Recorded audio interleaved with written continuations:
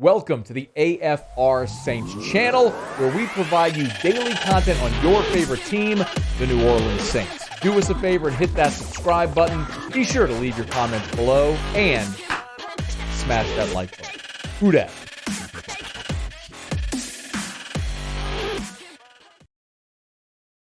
All right, Larry Holder, good enough to join us here, theathletic.com/New Orleans Saints. Practice today. They're heading to Baltimore tomorrow, and they'll play the Ravens on Saturday for, look at that, he gets a strikeout. That a boy. Got it. Saints are headed to Baltimore Saturday to take on the Ravens' first preseason game of this 2021 preseason. Larry, how are you, man?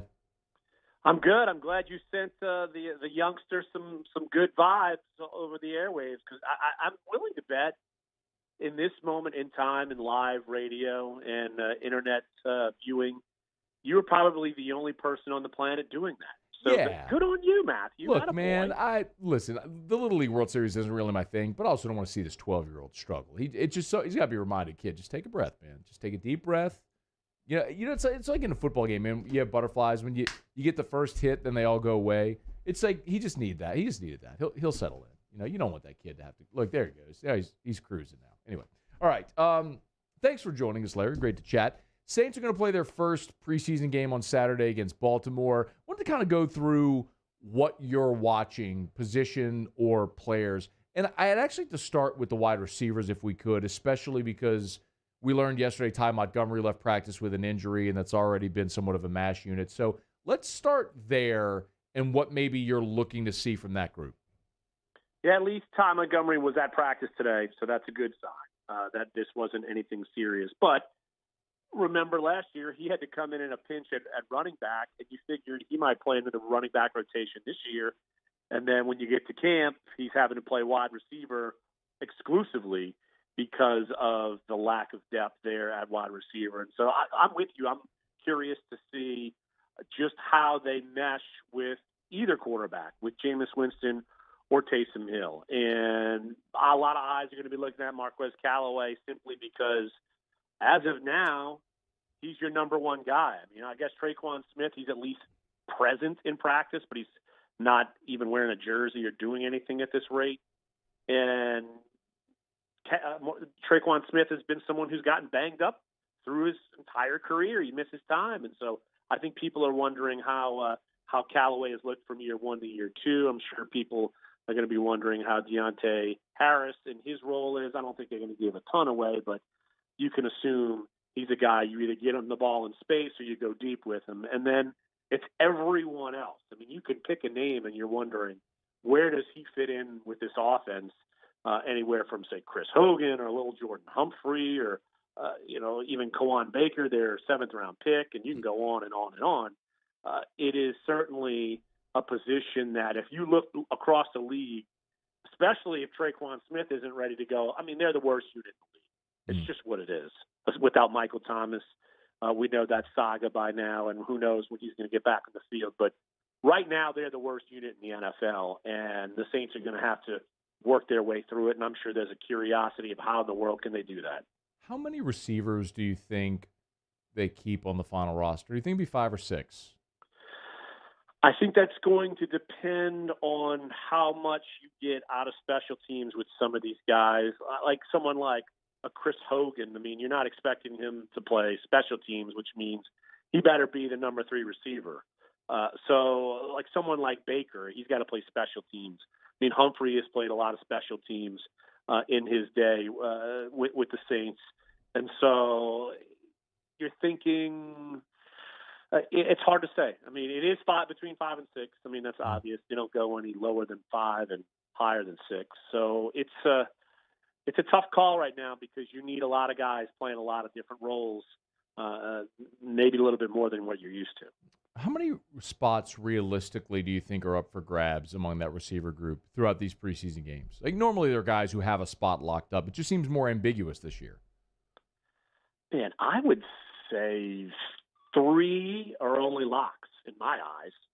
I would say Traquan Smith. I mean, we're not counting Michael Thomas here. Okay. So I'd say Traquan Smith, Deontay Harris, and Marquez Callaway.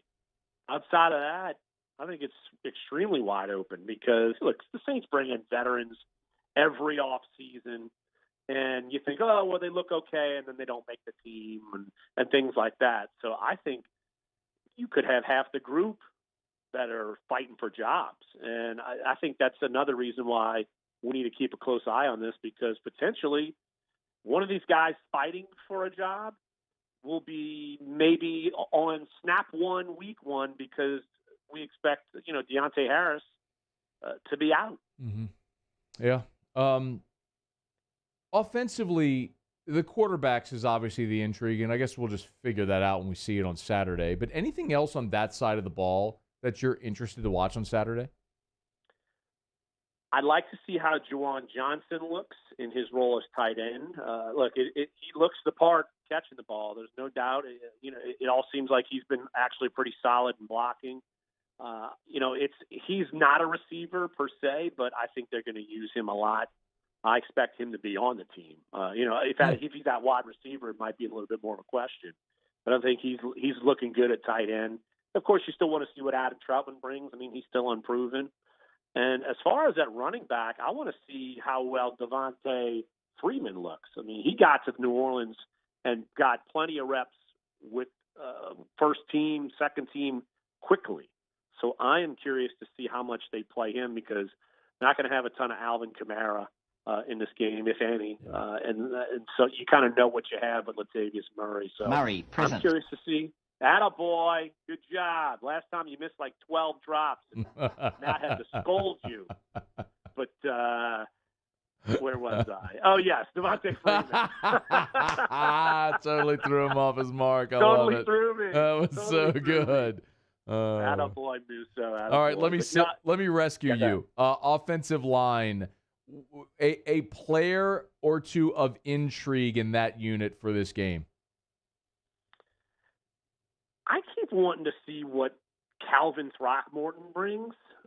He's someone who had a lot of hype. Remember going in the last training camp, an undrafted guy, could play a lot of spots. I'm curious to see what you have with him, where they move him around.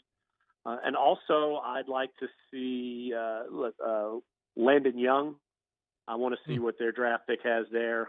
Because there's not obviously a lot of question marks, even 1 through 6. I mean, James Hursty's a solid piece to the puzzle. So you got 1 through 6 there, and now you're looking basically for 7 and 8 on the roster. Larry Holder's with us on Twitter at Larry Holder, theathletic.com/New Orleans. We are, of course, counting down the Saints' first preseason game. We'll get a look at the quarterbacks. Do you think that there's anything that could outside of injury, obviously, that could happen on Saturday that would actually impact the quarterback decision? If one of them just went through like 4 picks in a row, I don't know. I really don't think you're going to see some sort of major breakthrough there. And it's funny because when you look at how these quarterbacks have played during training camp, you always say, okay, Taysom Hill and Jameis Winston, they might have an okay day, but it always seems like Jameis Winston has more of the highlights than Taysom Hill. But you also have to look at it in the same sense that Taysom Hill, he's not going to really run around. That comes on display in the game. I think you'd have to look at all 3 games and pile them up with the practices and such. But look, if one of them totally bombs out, I think that's a problem. I don't expect either one of them to bomb out. But I mean, it's not going to matter if someone's incredible. I think it's more if one of them or both of them bomb out, and then what do you do? I'm avoiding the who wins the job question because, I mean, everyone's saying the same thing, like it's up in the air, whatever. My feeling, and I just want your reaction to this, ultimately you're only going to start one guy. We saw Taysom do it in 4 games last year, and it was objectively bad. Jameis, we know, has been a starter in 80 career games. Jameis is going to win the job, and nothing that happens in a preseason game or practice is going to change that. Am I wrong? Only if Jameis totally, completely falls flat on his face. I mean, and I don't expect that to happen because he's a capable quarterback. So, look, I'm with you. It's funny because we say, you're in training camp. People want to know how this quote-unquote battle is going. You charting passes. You're seeing, daily what they're doing. But I'm with you. My mindset has nothing has changed my mind that Jameis Winston should and will be a starter. All right, let's Unless sorry. it like I said, only if he totally bottoms out in preseason games. But Jameis isn't going to do that because he's just not going to bottom out. Like, that's just not what it is. So I'm with you. Like, I could watch these and still, if Taysom is marginally better than Jameis, I'd still say I'm rolling with Jameis. That's just me. Let's flip it over to defense. Are you convinced they're okay on the defensive line, especially on the interior where they had some notable turnover and no real players to supplement? It depends on what your definition of okay is. I think that that is going to be a weak spot, especially without Onyemata for 6 games. It might be a weak point even if he was there, just because he's not playing 100% of the snaps, and the depth behind him isn't as good as it was in years past. So I think that it is. We want to talk about that. The defensive tackle spot, is it even average? I give it A, B, C, D, F. I'd give it a D right now. I just don't.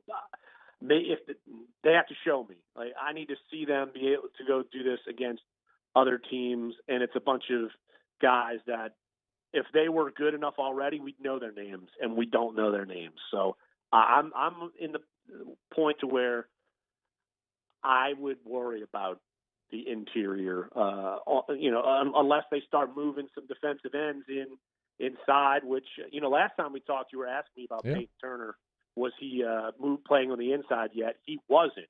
And since that conversation, we've seen him move inside, and that would be in passing situations. So that's probably the route you're going to go, because you're not going to trust your defensive linemen, your interior defensive linemen, as much as you did in the previous round when you had some bona fide pass rushers there. Who's going to play on the outside at corner? I could tell you who's going to play as of in 2 days, but I would assume Ken Crawley's going to be your starter. Giddy up. With opposite Lattimore? It's like, are they just going to roll with Lattimore until they just take him off the field? I think they have to. Okay. At this rate, look, all you have to do is the Saints did him a favor and moved his money around earlier in the offseason, anticipating a suspension. One's got to come. Yeah. And so, regardless, you're going to be seeing Ken Crawley, and as of right now, it's Paulson Adebo because of the retirement of Patrick Robinson. Just think about this. We're wondering, man, Patrick Robinson is a loss. Right. You're like, you're worried about that because of the lack of bodies you have there. So it seems like the Saints could be just stuck with rolling with what they have, and you'd better just hope and pray, or just have a nice glass of bourbon at your side constantly while you watch games. Oh, that is going to be a must on Sundays this year. Not even a doubt. Rookies, draft picks, and undrafted free agents. Who do you want to see the most on Saturday? Well, I'm curious to see Adebo probably the most, because I'm not sure if Turner or Pete Werner play because they missed some practice time this week. So, and also with Werner, the sizzle's kind of come off of him with the reacquisition to Quan Alexander. He's going to start. So I would have to say Paulson Adebo for sure, just because that guy might be starting week 1, even though you walked into training camp, you thought maybe they would trade for a guy, maybe they would sign a viable veteran. I know Prince Amukamara is there, but what has he really done? And it's got to be Paulson Adebo, no question. Well, last thing before you go, and Sean Payton's been kind of coy about this. I'm not really sure why, but kind of asking how they plan to structure these games, because you only have 3 preseason games, so we know how they would normally handle participation over 4 games. What do you think we see in this first game on Saturday? I expect it just like a normal first preseason game, where your major stars don't play. And then, you get some increased playing time in game 2. And I would expect game 3 to look still more like preseason game 3. Okay. Just because you have time away. Like, you don't have a 4th preseason game, so there's extended time.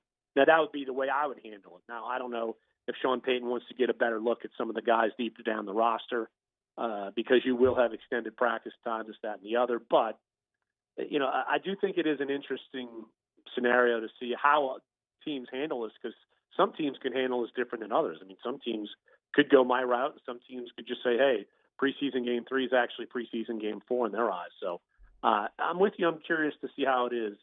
And maybe Sean Payton doesn't even really know totally how he wants to handle it. Usually you think he would, but he might not. He is Larry Holder, theathletic.com/New Orleans, on Twitter @Larry Holder. Thanks for the time, man. Talk soon. All right, Matt. Good talking to you, brother. Hey, thanks so much for watching. Please leave your comments. I love to interact. And be sure to hit the red subscribe button below.